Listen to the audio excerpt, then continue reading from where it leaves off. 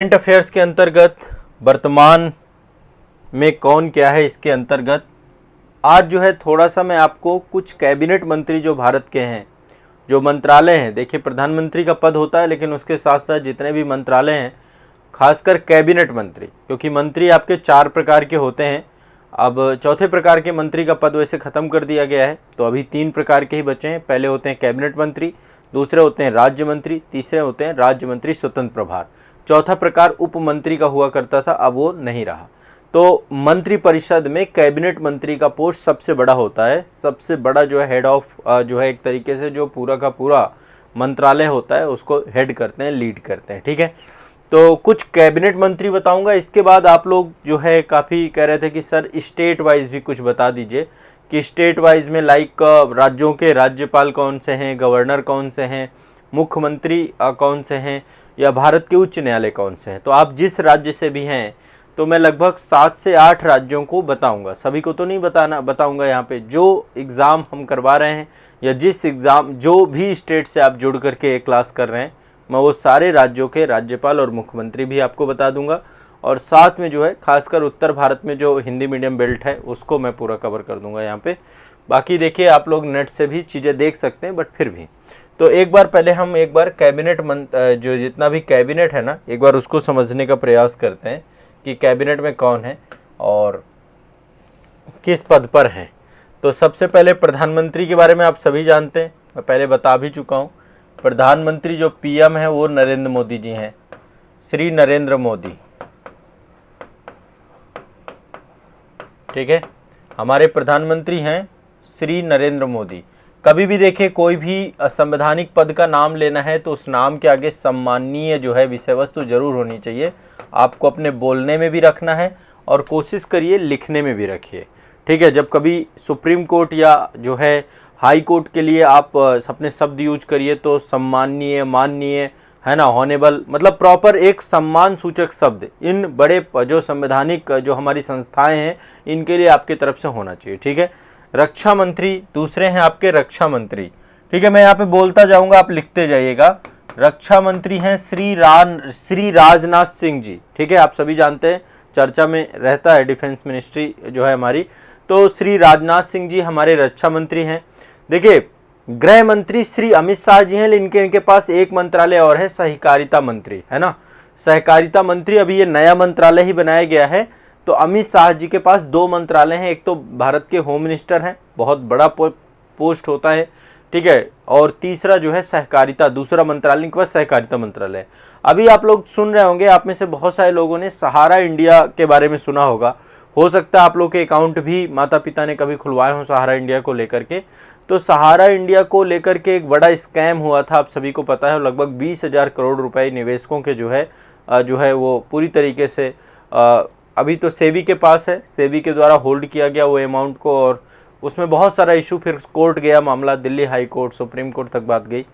तो अब जाकर के सहारा इंडिया का पैसा आपका आ रहा है आपके अकाउंट में। तो वो जो है सहकारिता मंत्रालय के अंतर्गत अमित शाह जी के द्वारा, अभी आप प्रेस कॉन्फ्रेंस वगैरह देख रहे होंगे, तो इनिशिएट किया जाना चालू कर दिया गया। इसके लिए सरकार ने एक पोर्टल भी बनाया है सहारा इंडिया को लेकर के, सहारा इंडिया रिफंड पोर्टल एक बनाया है, सहारा इंडिया रिफंड पोर्टल एक बनाया गया है। उस पोर्टल में आप अपना पूरी डिटेल भरते हैं तो आपको जो है अभी शुरुआती तौर पे 10,000 रुपये की बात की गई, फिर धीरे धीरे उस रकम को पूरी तरीके से आपको लौटाया जाएगा। अभी टोटल 5,000 करोड़ रुपए निवेशकों के वापस किए जा रहे हैं, बट ओवरऑल बहुत ह्यूज अमाउंट है। आपकी 20,000 करोड़ रुपए निवेशकों का जो है सहारा इंडिया फंड पे था। ठीक है, तो जो हमारे अभी देखो फास्ट फॉरवर्ड में आपको ज़्यादा नहीं 10 मंत्री बताऊंगा, ये फिर कल के सेशन में बाकी के मंत्री हम देखेंगे, मंत्री सारे जरूर देख लेंगे। ठीक है, तो प्रधानमंत्री हमारे नरेंद्र मोदी जी हो गए, रक्षा मंत्री श्री राजनाथ सिंह हो गए, गृह मंत्री हमारे श्री अमित शाह जी हो गए, और सहकारिता मंत्री इन्हीं के पास है। ठीक है, बेसिक ये आप ध्यान रखिएगा। इसके बाद तीसरा जो है वो है सड़क एवं परिवहन राजमार्ग मंत्री। मेरे फेवरेट मंत्री यही है ना, सड़क परिवहन एवं राजमार्ग मंत्री श्री नितिन गडकरी जी। ठीक है, सड़क परिवहन एवं राजमार्ग मंत्री, सड़क परिवहन एवं राजमार्ग मंत्री,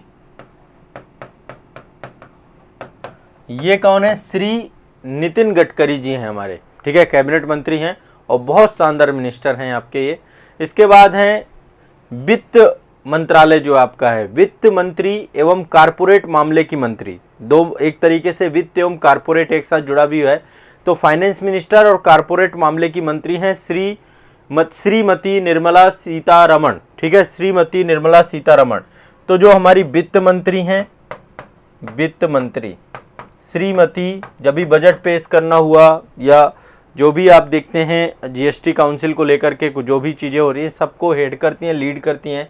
तो जो हमारी वित्त मंत्री हैं, वित्त मंत्री हैं आपकी, वो श्रीमती निर्मला सीतारमण जी हैं, ठीक है, ध्यान रखना है। अब एक है आपका कृषि एवं कल्याण मंत्री, कृषि कल्याण मंत्री, कृषि एवं किसान कल्याण मंत्रालय बना दिया गया था। पहले ये कृषि मंत्रालय हुआ करता था, अब इसका नाम हो गया है कृषि एवं किसान कल्याण मंत्रालय। तो कृषि एवं किसान कल्याण मंत्रालय के जो हेड हैं वो है नरेंद्र सिंह तोमर जी। कौन है? नरेंद्र सिंह तोमर जी। ध्यान रखना है, नरेंद्र सिंह तोमर जो है हमारे कृषि एवं कल्याण मंत्रालय से जुड़े हुए हैं, ठीक है, ध्यान रखिएगा, लिख लीजिएगा। विदेश मंत्री, अभी आप G20 की बैठक देख रहे हैं, जितनी भी समिट होती हैं, बहुत शानदार पर्सनालिटी है एस जयशंकर, ठीक है, विदेश मंत्री आपके हैं एस जयशंकर, लिखते जाइएगा, विदेश मंत्री हमारे हैं एस जयशंकर, विदेश मंत्री हैं एस जयशंकर, ठीक है। तो वित्त मंत्री हो गए निर्मला सीतारमण, ठीक है, और नरेंद्र सिंह तोमर हो गए आपके, श्री नरेंद्र सिंह तोमर कृषि एवं किसान कल्याण मंत्री, श्री एस जयशंकर आपके जो है विदेश मंत्री हो गए, ठीक है, पहले विदेश सचिव भी होते थे। इसके बाद एक पद है महिला एवं बाल विकास मंत्री, महिला एवं बाल विकास मंत्री है श्रीमती स्मृति ईरानी जी के पास। किसके पास है? स्मृति ईरानी। आप जानते हैं बड़ा तेज तर्राट बोलती है संसद भवन में, और जब कभी भी संसद भवन में स्मृति ईरानी जी की आवाज़ गूंजती है तो वो फिर पूरे देश तक जाती है। तो महिला एवं बाल विकास मंत्री हैं श्रीमती स्मृति ईरानी, ठीक है, और इनके पास एक अतिरिक्त प्रभार भी दिया गया है अल्पसंख्यक मामले के मंत्रालय का, ठीक है।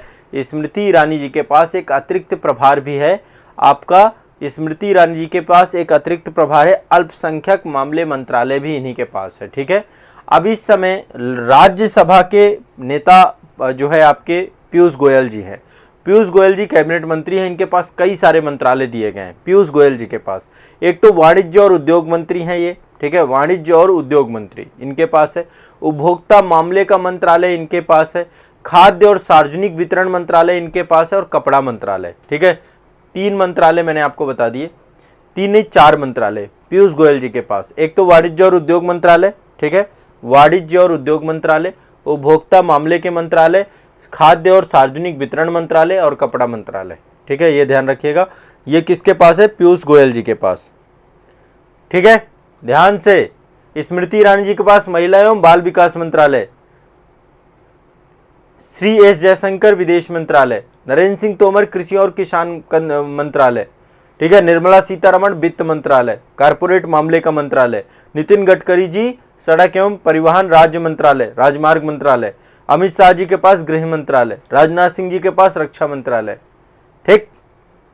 अब नेक्स्ट है आपके धर्मेंद्र प्रधान। आप बड़ा नाम, पहले जो है धर्मेंद्र प्रधान जी पेट्रोलियम मामले के लंबे समय तक मंत्री रहे, अभी इस समय शिक्षा मंत्री हैं, ठीक है, शिक्षा मंत्री। पहले मानव विकास मंत्रालय हुआ करता था, मानव संसाधन मंत्रालय, अब इसका नाम हो गया है शिक्षा मंत्रालय, है ना। तो शिक्षा मंत्री कौन है हमारे? धर्मेंद्र प्रधान जी, शिक्षा मंत्री हैं धर्मेंद्र प्रधान जी, शिक्षा मंत्री हैं श्री धर्मेंद्र प्रधान। आप में से बहुत सारे लोगों को पता भी नहीं होगा, और एक बार नेट में सर्च करके जरूर देखिएगा। शिक्षा मंत्री वर्तमान में कौन है? श्री धर्मेंद्र प्रधान जी हैं। कौन है? श्री धर्मेंद्र प्रधान जी। इनके पास कौशल विकास एवं उद्यमिता मंत्री भी हैं, ये कौशल विकास उद्यमिता मंत्री भी हैं। ये 2 मंत्रालय हैं अलग, शिक्षा मंत्रालय और कौशल विकास उद्यमिता मंत्रालय, इन दोनों को धर्मेंद्र प्रधान जी को दिया गया है, ठीक है। तो एक मंत्री के पास एक से अधिक भी हो सकता है, ठीक है। इसके बाद आप देखते होंगे जैसे अभी मानसून सत्र चला संसद का, इसके बाद शीतकालीन है, बजट सत्र है, तो संसद में सत्र होते हैं, 3 सत्र चलते हैं, ठीक है, हर साल 3 सत्र होते हैं संसद के। तो संसदीय सत्रों को चलाने के लिए एक संसदीय कार्य मंत्री भी होते हैं, ठीक है। संसदीय कार्य मंत्री इस समय है प्रहलाद जोशी जी। कभी भी आप सदन में देखेंगे प्रहलाद जोशी जी आपको बोलते हुए दिखेंगे। सरकार का काम होता है कि संसद का सत्र चले, सरकार की जिम्मेदारी। विपक्ष तो नहीं चलने देता, विपक्ष नारेबाजी करेगा और विपक्ष जो है वॉकआउट कर जाएगा, विपक्ष जो है कई सारे मुद्दे उठाएगा। लेकिन सरकार में एक संसदीय कार्य मंत्रालय होता है जिसका काम होता है कि संसद के सत्र को सुचारू रूप से चलाया जाना। यदि संसद का सत्र नहीं चलता है तो ये सरकार की विफलता मानी जाती है। तो सरकार हमेशा प्रयास करेगी कि जो मुद्दे हैं उन पे बातचीत की जाए, उन पे डिस्कशंस किए जाएं, किसी तरीके की कोई दिक्कत ना आए। ठीक है, तो आपका प्रहलाद जोशी जी संसदीय कार्य मंत्रालय, लेकिन इनके पास दो जो है एक मंत्रालय और है, कोयला और खनन मंत्री भी यही हैं आपके, कोयला और खनन मंत्री भी प्रहलाद जोशी जी ही हैं, संसदीय कार्य मंत्री हैं और साथ में कोयला और खनन मंत्री भी हैं। ठीक है, एक और लास्ट आप देख लीजिए, जनजातीय मामलों के मंत्री हैं आपके अर्जुन मुंडा जी, जनजातीय मामलों के मंत्री हैं आपके श्री अर्जुन मुंडा जी। ठीक है, जनजातीय मामलों के मंत्री हैं श्री अर्जुन मुंडा। अब एक बार फिर से मैं रिवाइज करा रहा हूं, सारे दिमाग में बैठाइए। रक्षा मंत्री आप सबको रटे ही है, राजनाथ सिंह जी। गृह मंत्री सब जानते हैं, अमित शाह जी हैं। सहकारिता मंत्री अमित शाह जी हैं। सड़क परिवहन राजमार्ग मंत्री नितिन गडकरी जी सब जानते हैं। वित्त मंत्री निर्मला सीतारमण सब जानते हैं। कृषि और किसान मंत्री आपकी नरेंद्र सिंह तोमर हैं। विदेश मंत्री एस जयशंकर हैं। जनजातीय मामलों के मंत्री अर्जुन मुंडा हैं। महिला एवं विकास मंत्री ये आपकी स्मृति ईरानी जी हैं। इन्हीं के पास अतिरिक्त प्रभार है अल्पसंख्यक मामले मंत्रालय का। पीयूष गोयल जी के पास कई मंत्रालय हैं। पहले तो नेता राज्यसभा है, ये आपके राज्यसभा में लीडर रहे आपके, और दूसरा वाणिज्य और उद्योग मंत्री इनके पास है। उपभोक्ता मामले का मंत्रालय है, खाद्य और सार्वजनिक वितरण मंत्रालय है, कपड़ा मंत्रालय, ये सारे मंत्रालय। धर्मेंद्र प्रधान जी के पास शिक्षा मंत्रालय है, कौशल विकास और उद्यमिता मंत्रालय है, और प्रहलाद जोशी जी आपके हैं उनके पास संसदीय कार्य मंत्रालय है, कोयला और खनन मंत्री है। जनजातीय मंत्री आपके अर्जुन मुंडा जी हैं। ठीक है, तो ये तो आपके प्रमुख मंत्री हो गए। अभी और मंत्री देखेंगे लेकिन वो आगे क्लास में देखेंगे, एक साथ में सारे नहीं कराऊंगा। अब हमारे यहाँ पे जितने भी राज्य हैं, खासकर उत्तर भारत, इन राज्यों में के मैं आपको जो कुछ मुख्यमंत्री भी आप समझ लीजिए, या पहले मैं आपको सबसे पहले उच्च न्यायालय हाई कोर्ट के बारे में बात करूंगा। ठीक है, हाई कोर्ट के जो जितने भी प्रमुख आपके, ठीक है, सभी को लेकर के एक बार देखेंगे। सभी लोग एक बार बताएं कि हाई कोर्ट के जो हमारे जितने भी हेड हैं, कौन पूछ रहे हैं, कुछ विष्णुदेव कुमार जी कह रहे हैं सर कानून मंत्री बताइए। कानून मंत्री हैं अर्जुन राम मेघवाल। अर्जुन राम मेघवाल कानून एवं न्याय मंत्री हैं। ठीक है, अर्जुन कानून एवं न्याय मंत्री कौन है? अर्जुन राम मेघवाल। इससे पहले किरण रिजिजू थे, पर किरण रिजिजू के पास है पृथ्वी और विज्ञान मंत्रालय। पृथ्वी और विज्ञान मंत्रालय इनके पास है, किरण रिजिजू के पास। अभी अर्जुन कानून एवं न्याय मंत्री हैं अर्जुन राम मेघवाल, ध्यान रखिएगा, अर्जुन राम मेघवाल है। क्लियर है? ठीक है, तो देखिए अब मैं पहले हाई कोर्ट के आपके जो प्रमुख हैं, आप लोग अपने अपने स्टेट से होंगे, तो पहली बात तो बताएं, टोटल 25 हाई कोर्ट हैं आपके देश में। कितने हैं टोटल? 25 high court. ठीक है, सुप्रीम कोर्ट एक ही है, 25 आपके उच्च न्यायालय हैं। अब आप कहेंगे सर 28 राज्य हैं और 8 केंद्र शासित प्रदेश हैं, तो 25 हाई कोर्ट क्यों हैं? क्योंकि बहुत सारे जो है राज्यों के हाई कोर्ट दूसरे राज्यों के साथ जुड़े हुए हैं, एसोसिएट है। वैसे कोशिश यही है कि अलग अलग हाई कोर्ट बन जाए, जिस तरीके से न्यायपालिका के ऊपर दबाव बढ़ रहा है, बट फिर भी इसके बावजूद भी कई सारे हाई कोर्ट एक दूसरे के साथ जुड़े हुए हैं। तो अभी टोटल 25 हाई कोर्ट हैं, और 24वां हाई कोर्ट जो है आपका ये बना था हैदराबाद वाला। ठीक है, हैदराबाद हाई कोर्ट बना था तेलंगाना का, 24वां। ठीक है, और 25वां आपका तेलंगाना हाई कोर्ट बना है, और ये आंध्र प्रदेश में अमरावती में अवस्थित है 2019 में। तो टोटल आपके 25 हाई कोर्ट है।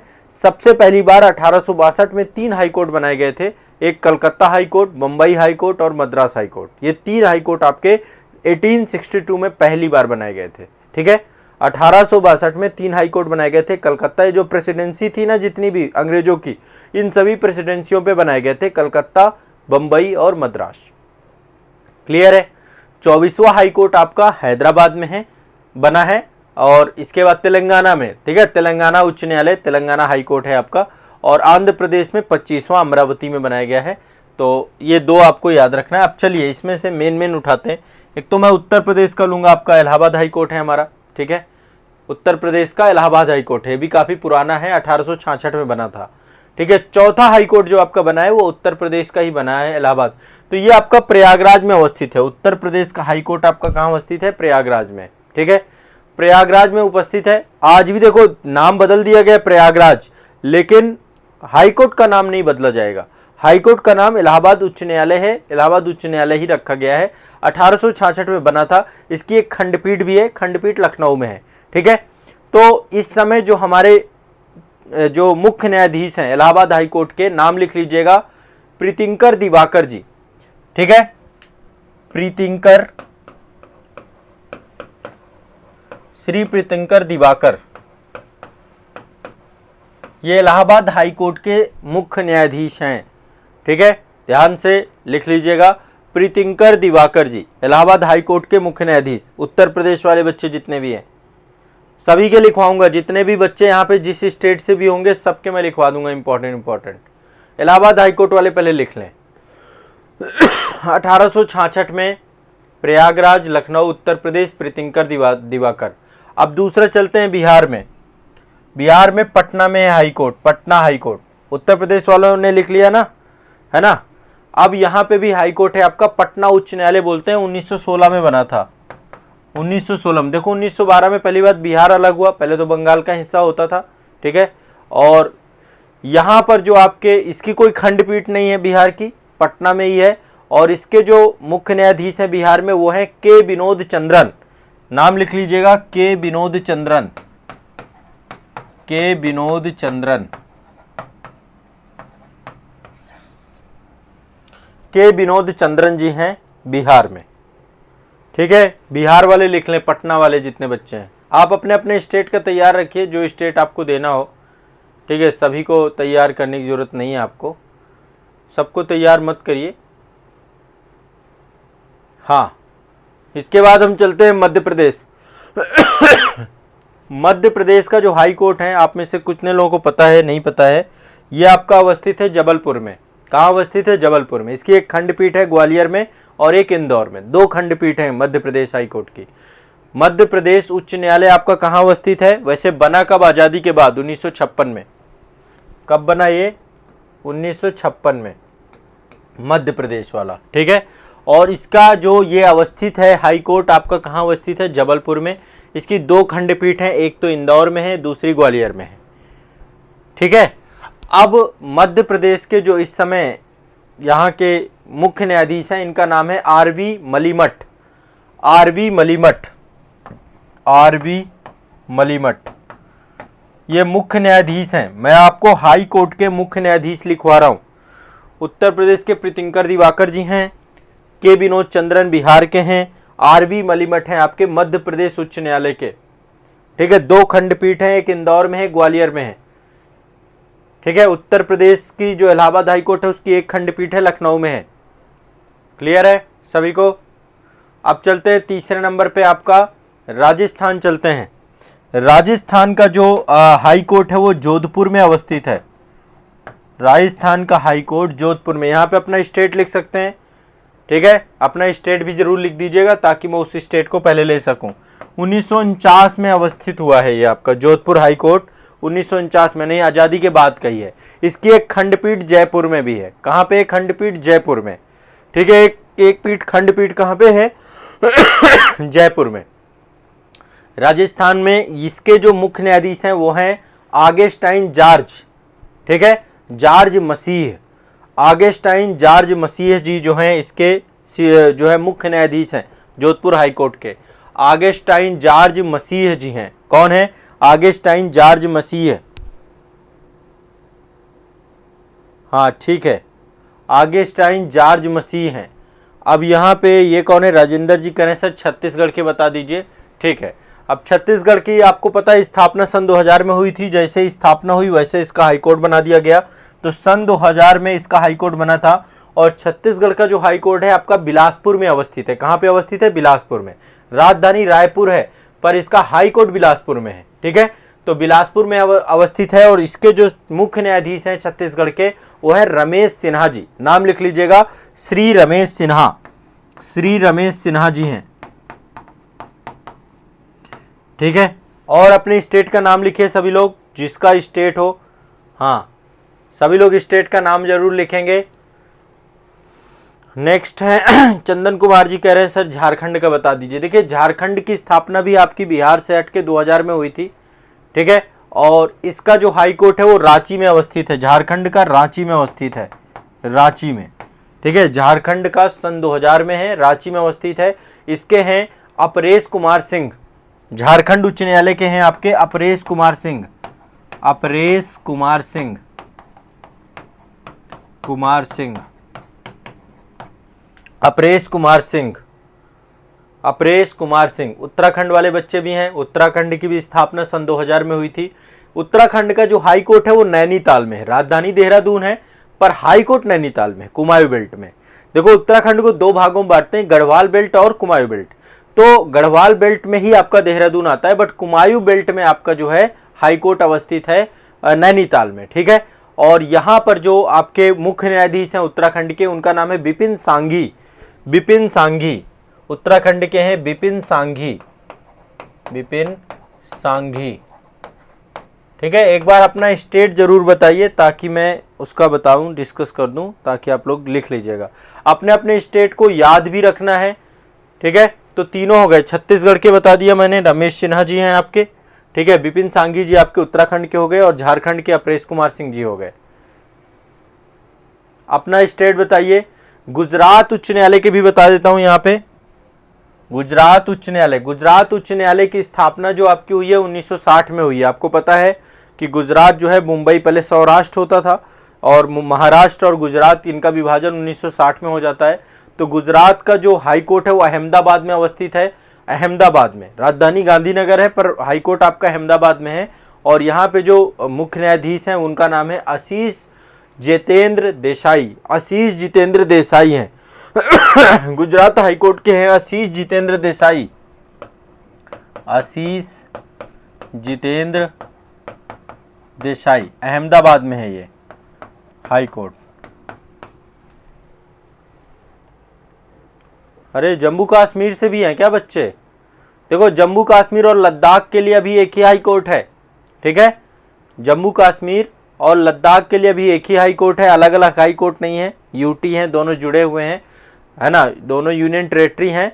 और 1928 में हाई कोर्ट आपका बना था जम्मू कश्मीर और लद्दाख, है ना, दोनों के लिए। श्रीनगर में आपका अवस्थित है, जम्मू में खंडपीठ है, जम्मू और श्रीनगर दोनों को लेकर के।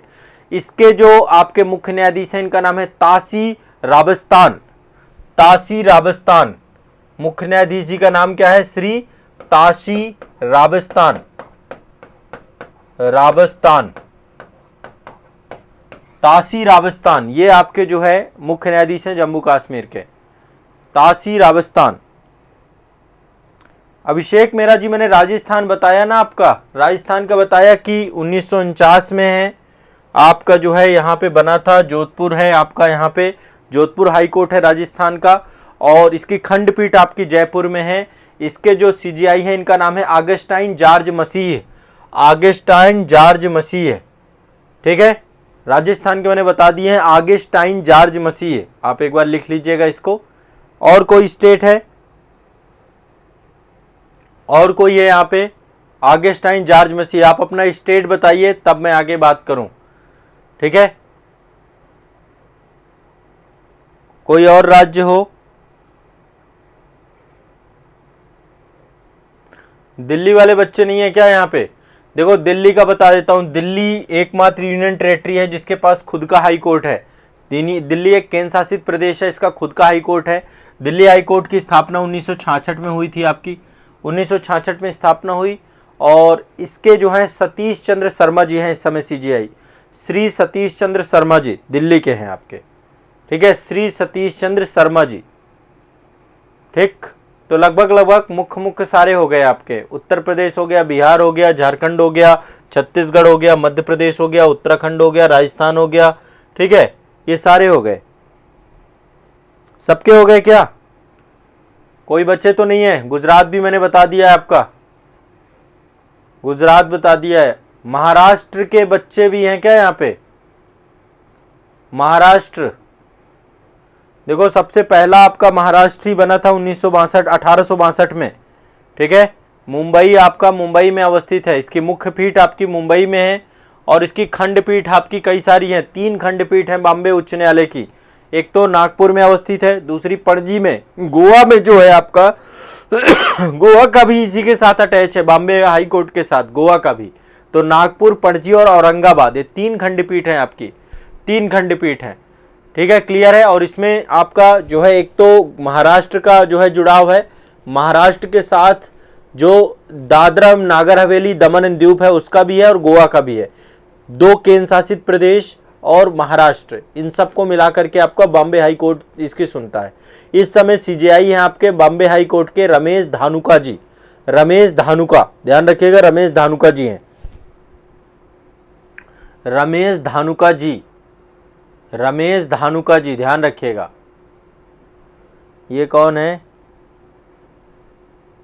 निखिल प्रीत जी कह रहे हैं सर मणिपुर से तो नहीं है, लेकिन मणिपुर के बता दीजिए। देखो मणिपुर का जो बना था, पहले तो एक ही होते थे, इधर गुवाहाटी हाई कोर्ट होता था पहले, है ना। अभी अलग अलग कर दिया इन्होंने, 2013 में अलग होकर के मणिपुर एक नया 22वां हाई कोर्ट बना था। ये आपका 2013 में 22वां हाई कोर्ट बना दिया गया था। देखो नॉर्थ ईस्ट में पहले गुवाहाटी हाई कोर्ट ही होता था, असम वाला जो है मुख्य, लेकिन अब अलग कर दिया, त्रिपुरा का अलग कर दिया, मेघालय का अलग कर दिया, ठीक है, मणिपुर का अलग कर दिया। ये सब एक साथ बने थे 2013 में, मेघालय, मणिपुर, त्रिपुरा, ये तीनों एक साथ हैं। अभी अरुणाचल प्रदेश का अलग नहीं बना, अरुणाचल प्रदेश का ही गुवाहाटी हाई कोर्ट के साथ ही है, असम के साथ ही है ना। तो आपका जो है मणिपुर का जो है ये इम्फाल में है, इसकी राजधानी इम्फाल है, आप सभी जानते हैं। और यहाँ पे MB Muralidharan, MB Muralidharan, MB Muraleedharan,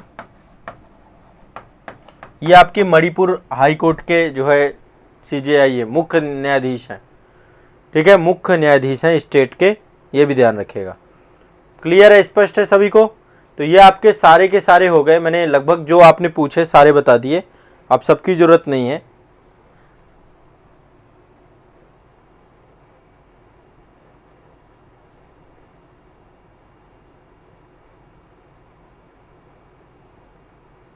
कुछ और पूछने हो तो बता दो, कुछ और पूछने हो तो बता दो आप लोग। तो आज के लिए देखो इतने ही रखेंगे, इतने हाई कोर्ट के सारे वो हो गए। कल जो है मैं आप सभी को, कल वैसे 15 अगस्त का दिन है, बहुत ही पावन दिन है हम सब के लिए, पर कल मैं आऊँगा सुबह सुबह के सेशन में, आप लोगों के साथ जुड़ूंगा। अब आंखों के ऊपर है, ठीक है, कल डिस्कशन होगा आपका। इतना आप याद करिए, पूरा रट जाइए जितना मैंने आपको बता दिया है।